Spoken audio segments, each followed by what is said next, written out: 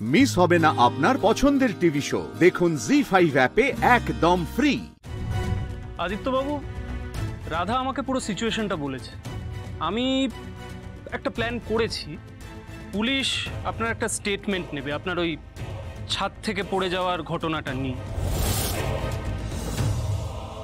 আচ্ছা, আর সেইটা দেখিয়ে একটা কেস ফাইল করে আমরা একটা স্টে অর্ডার বের করব।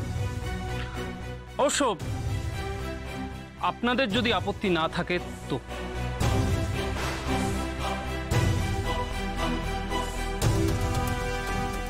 আপত্তি কেন থাকবে? তুমি যা বলবে তাই হবে, বলো।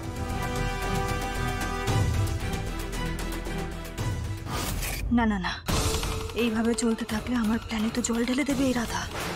আটকাতে হবে আমায়। কিন্তু কেসটা তো সিরিয়াস, আমাদের উচিত একজন কোনো প্রপার লয়ার। অন্য কোনো লয়ার পাওয়া যায়নি, এখন যা করার উনি করবেন। তাহলে কি করতে হবে এখন? এই স্টে অর্ডারের জন্য আমাদের একটা ক্রিমিনাল কেস ফাইল করতে হবে।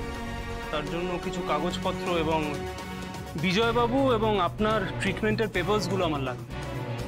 সেসব কাগজপত্র আমি তোমাকে দিয়ে দিচ্ছি। তো এই স্টে অর্ডারটা নিয়ে কি হবে? এই স্টে অর্ডারটা জারি হলে আপনাদের বাড়ি, আপনাদের কোম্পানি আপাতত আপনাদেরই থাকবে।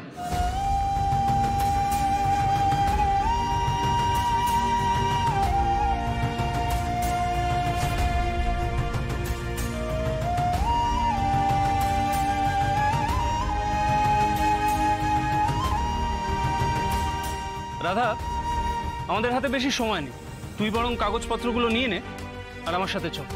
হ্যাঁ হ্যাঁ, এক্ষুনি আনছি, দাঁড়াও।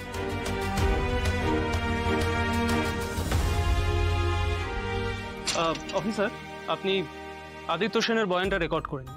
হ্যাঁ, বলে দিচ্ছি।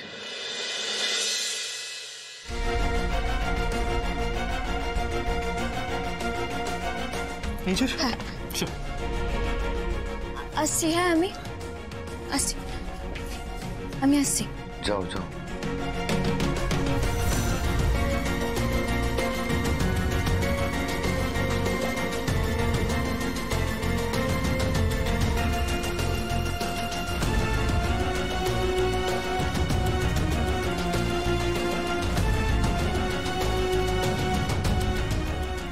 অব্র, পুপুলকে নিয়ে একটু পাশের পার্কটা থেকে ঘুরে এসো। পুপুল, আমি আসার সময় দেখেছি পাশের পার্কটা খুব সুন্দর, জানো তো? ওখানে বাচ্চাদের খেলার খুব সুন্দর জায়গা আছে। যাও, পিছনের সঙ্গে ঘুরে এসো। ঠিক বলেছে, আমি দেখেছি একটা খুব সুন্দর পার্ক আছে। চলো তো ঘুরে আসি। চল।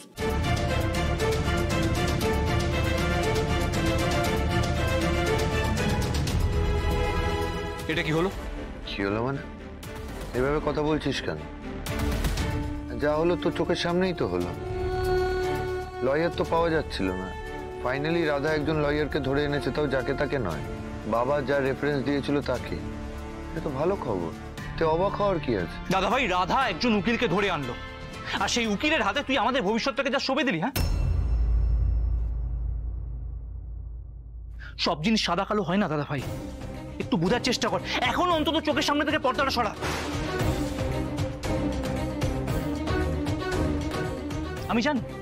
আমি জানি তুই ভালোবাসায় অন্ধ হয়ে আছিস, কিন্তু তোর এই অন্ধ ভালোবাসার জন্য তুই আমাদের ভবিষ্যৎটাকে অন্ধকারে ফেলতে পারিস না।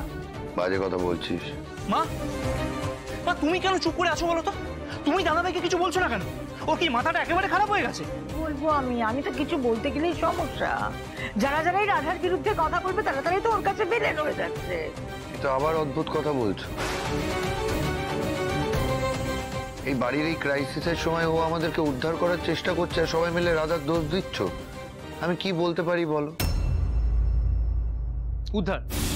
কে উদ্ধার করবে? রাধা আর রাধার ওই নবদ্বীপের উকিল দাদা, তাই তো? হ্যাঁ, ওই ছেলেটা আমাদেরকে উদ্ধার করবে। যেখানে বড় বড় উকিলরা কেসের কথা শুনে সবাই ঘাবড়ে যাচ্ছে, সবাই রিফিউজ করছে কেস নিতে, সেখানে কালকে ছোকরা আমাদের বাঁচাবে। ভুল করছিস রাজা। শক্তিপদ সান্যাল একজন বিখ্যাত উকিল, উনি ঋষিরাজের কথা আমাকে বলেছেন। বাবা, উনি হয়তো কেসটা নেবেন না বলে দিয়ে দিয়েছেন। আদি, এই ছেলেটাকে দেখে আমার কিন্তু তেমন একটা ভরসা হলো না। আমার মনে হচ্ছে এই ছেলেটা কিন্তু পারবে না।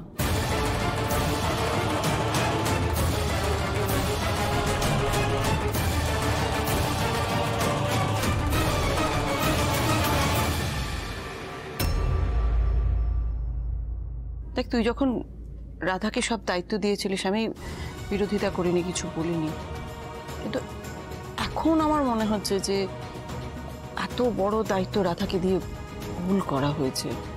ওর দ্বারা এত বড় দায়িত্ব পালন করা সম্ভব নয়। আমার বিশ্বাস রাধা পারবে বর্মা। দিদি, তুমি কেন এত বোঝাতে চাইছো ওকে? কি বলছো ওকে?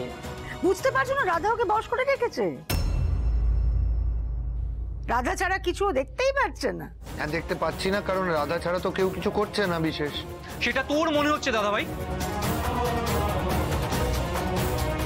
কেউ কিছু করছে না সেটা তোর মনে হচ্ছে কারণ তুই চোখটা বন্ধ করে রেখেছিস।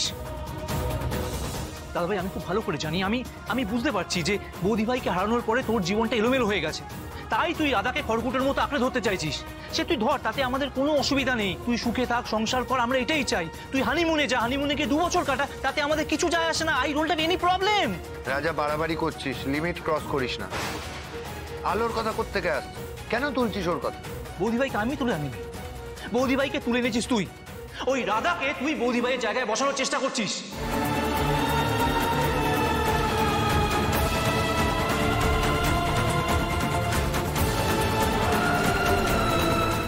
শুধুমাত্র তোর সুখের জন্য, তোর অন্ধ ভরসার জন্য আমরা কেন সবকিছু হারাবো? আমরা কেন পথে বসবো? কি হচ্ছে কি রাজা? রাজা তো খুব একটা ভুল বলছে না।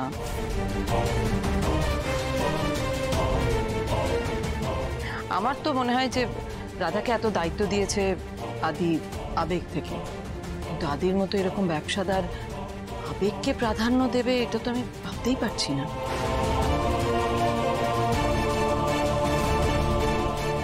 দাদা ভাই, এখনো সময় আছে। তুই রাধাকে ওই চেয়ার থেকে সরা, আমি সবটা দেখে নেবো, আমি তোর সঙ্গে কথা বলেই সামলাবো। কিন্তু প্লিজ দাদা ভাই, জেনে শুনে আমাদের এতটা ক্ষতি তুই করিস না। রাধা যেটাই ভাবছে সেটা আমাদের ক্ষতির জন্য ভাবছে না রাজা।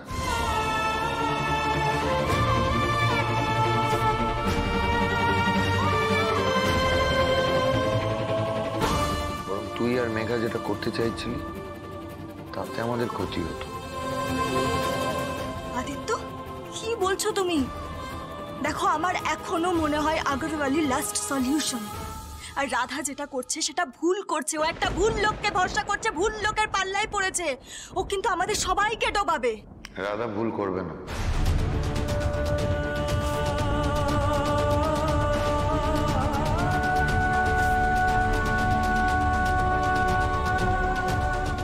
এক্ষেত্রেও ভুল করতে পারে না। আর ভুল তোমরা করছো মেঘা, বুঝতে পারবে। রাধা আমাদের ডোবায়নি আর ডোবাবেও না।